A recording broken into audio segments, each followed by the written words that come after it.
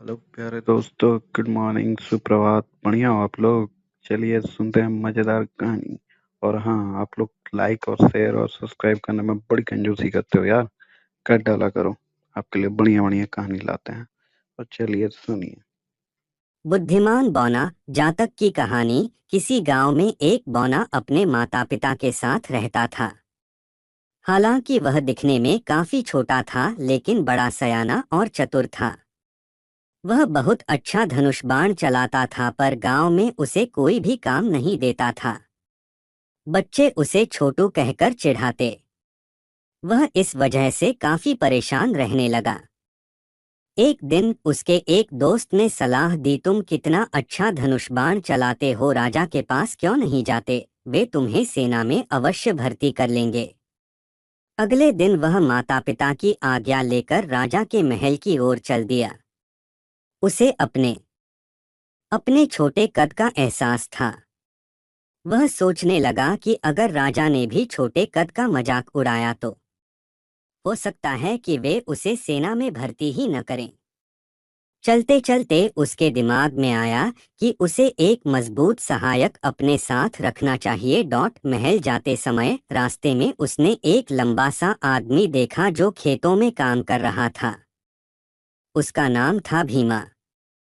छोटू ने उससे कहा, तुम बड़े बलवान हो, तुम्हें तो राजा की सेना में होना चाहिए। भीमा बोला, पर मुझे तो धनुष बाण पकड़ना तक नहीं आता। तुम चिंता मत करो, मैं एक अच्छा निशानेबाज हूँ। मैं तुम्हारी मदद मदद करूंगा। बस तुम मेरे साथ राजा के महल तक चलने के लिए मान जाओ, छोटू ने कहा। भीमा को राजा की सेना में काम करने का प्रस्ताव बेहद भाया। वह झट से साथ चलने को मान गया। वह भी अपनी किस्मत आजमाना चाहता था।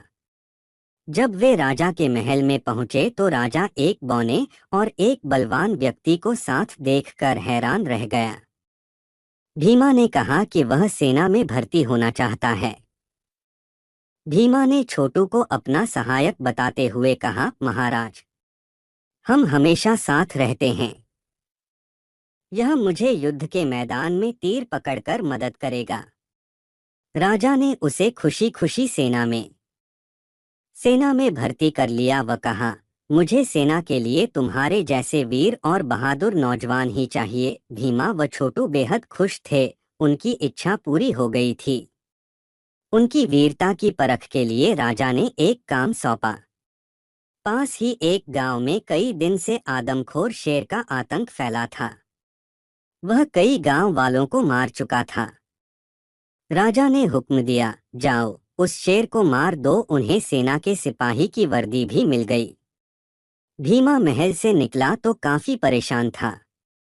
उसे लग रहा था कि गांव वालों का सामना करना और शेर को मारना कोई आसान काम नहीं था, पर छोटू ने तसल्ली दी, शेर को मारने के लिए सिर्फ धनुष बाण या बहादुरी की जरूरत नहीं, तुम्हें बुद्धिमान भी होना चाहिए।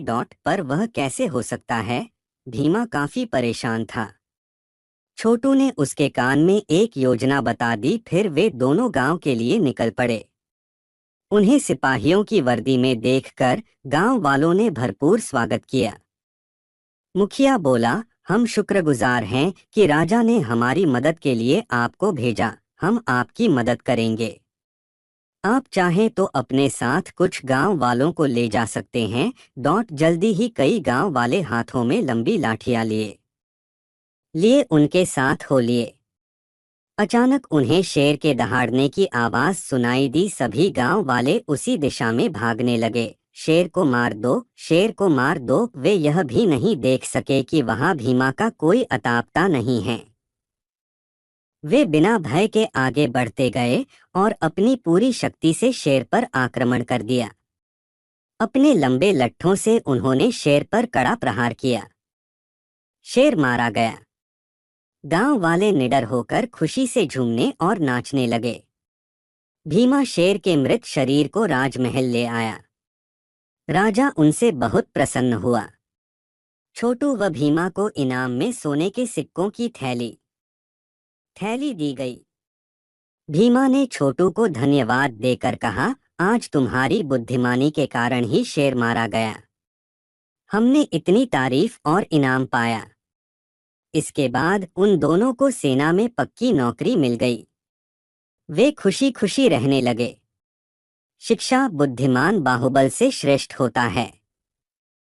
कहानी कैसे लगी हमारे प्यारे दोस्तों? अच्छी लगी तो लाइक शेयर और सब्सक्राइब ज़रूर से ज़रूर कर लीजिए ताकि ऐसे मज़ेदार कहानियाँ सुन सके। और हमारी ओर से हैप्पी रक्षाबंधन। जो अपने बहनों से प्यार करते हैं उनका कसम आप सभी को उनके लिए सब्सक्राइब ज़रूर से ज़रूर कर ले। जहरीले फल। जातक की कहानी। गांव में एक विशाल वृक्ष था। उस पर हमेशा ताजे रसीले फल लदे रहते। लोग उन्हें खाने को ललचा जाते, पर वे फल जहरीले थे। जो भी उन्हें खाता अपने होश खो देता या मर जाता। गांव वाले जानते थे, इसलिए कोई भी उन फलों को हाथ नहीं लगाता था। लेकिन अक्सर गांव में आने वाला अजनबी उनका शिकार हो जाता। उसी गांव में 4 चोर रहते थे। वे अक्सर लोगों के घर में लूटपाट करते। एक दिन उन्हें भी जहरीले फलों के बारे में पता चला। उनके नेता ने सुझाव दिया, हमने तो कभी सोचा ही नहीं कि ये फल हमारे कितने काम आ सकते हैं। पर कैसे? बाकी चोरों के मुंह पर हैरानी थी। नेता ने कहा है, देखो, हम अधिकतर रात को चोरियां करते हैं और रात को यात्रा करने वाले यात्रियों को ठगते हैं।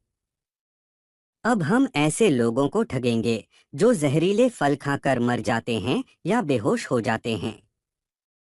ऐसे लोगों को ठगने में कोई डर नहीं है। बाकी तीनों ने नेता के सुझाव की तारीफ की और हामी भर दी। अक्सर वे पेड़ के पास की झाड़ियों के पीछे जा छिपते।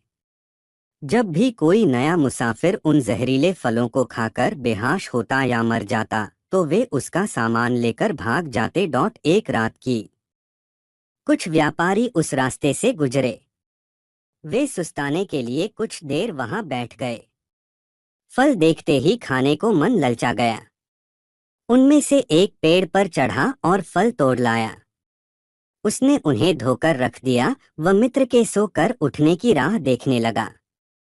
चारों ठग छिप कर देख रहे थे। वह सोच रहे थे कि जल्दी ही व्यापारी बेहोश हो जाएंगे, तब वे उनका सामान लूट लेंगे। जो ही व्यापारी नींद से जागा तो तरोताजा होने के बाद वह मित्र के साथ फल खाने लगा।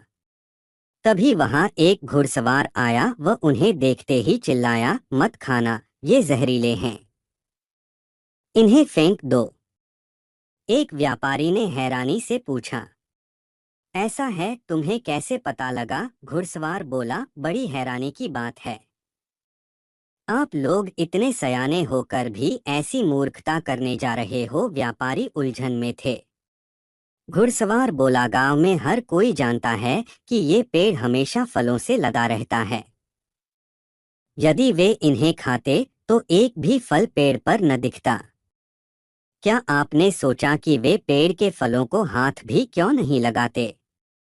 हाँ, हमने तो इस ओर ध्यान ही नहीं दिया, वे सब बोले। घुड़सवार ने चेतावनी दी, आप सबको पता होना चाहिए कि ये फल जहरीले हैं। व्यापारियों को अपनी गलती का एहसास हो गया। उन्होंने घुड़सवार को धन्यवाद दिया जिसने उनकी जान बचा ली थी और सबक सिखाया था कि हमें कभी भी कोई भी काम करने से पहले सोच विचार कर लेना चाहिए। शिक्षा, कोई भी काम करने से पहले उस पर विचार कर लो। कहानी कैसे लगी हमारे प्यारे दोस्तों? अच्छी लगी तो लाइक शेयर और सब्सक्राइब ज़रूर से ज़रूर कर लीजिए ताकि ऐसे मज़ेदार कहानियाँ सुनने मिले आप सभी को सबसे पहले। और चैनल को जो अब तक सब्सक्राइब नहीं किए हैं कर ले। आप सभी को आपके बहनों का कसम, हैप्पी रक्षाबंधन हमारे दोस्तों।